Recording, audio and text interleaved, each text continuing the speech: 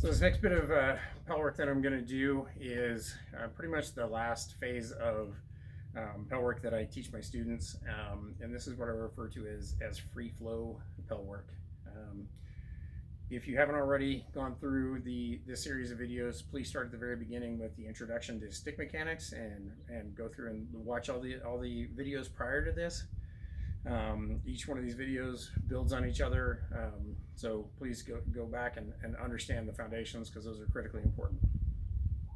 So the whole point of free flow Pell work is to begin getting an understanding of what I refer to as the natural return path. There is no one automatic return path for every single blow that we throw. The natural return path of a blow is determined by how the blow impacts or does not impact. If I'm just throwing just a flat snap, it could very well come right back to my shoulder. I could get a deflection on it that drops my hand down, that leads to a teardrop recovery. I can hit it here and have it bounce up. It can come straight through. There's any number of ways that the recovery path can be influenced by how the blow impacts.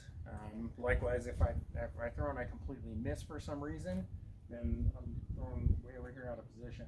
And so how I'm going to get my stick back to my shoulder from there is what I refer to as the natural return path. When you can follow the natural return path of a blow, you're putting less work against the stick.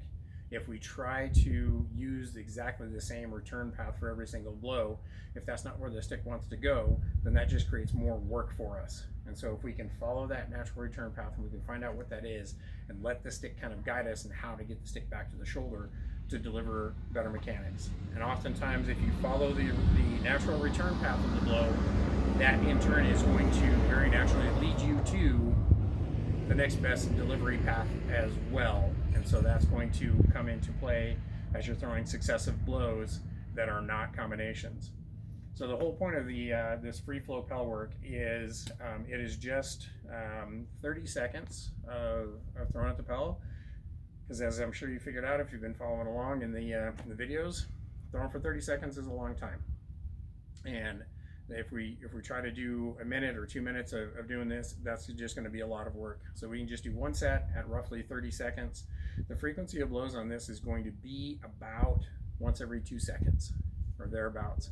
And what that does is that gives us enough time to be able to throw easily at the Pell without trying to blast through it, without trying to get more shots in a certain amount of time.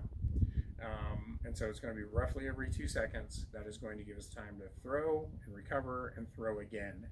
And the whole point of this particular Pell routine, as compared to the 3-minute Pell routine or the 1 through 6 drill, is that there is no next shot in this.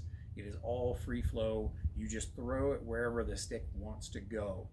In the 3-minute Pell routine and in the 1 through 6 drill, there is a certain number of shots that are thrown in a certain order, and it's very structured, very rigid Pell work, and there's a purpose for that. This is to understand what the stick wants to do, and so there is no next shot. You just let the stick go, and this can be kind of cathartic and kind of therapeutic if you just kind of want to come out and throw a little bit at the stick without focusing too hard on what you're doing. Just let the stick go and see where the stick wants to go. So basically it looks like this.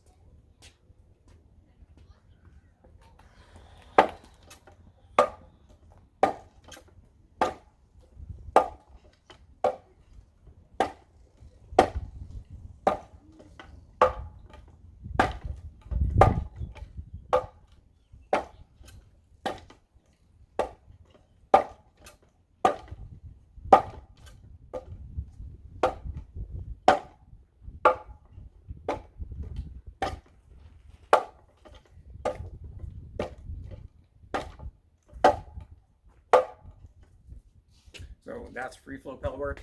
Not sure if that was 30 seconds or 15 blows, but that's the whole point, is just come out here and throw and see where the stick wants to go, and just let your stick kind of guide you and figure out what the natural properties are, what the stick wants to do.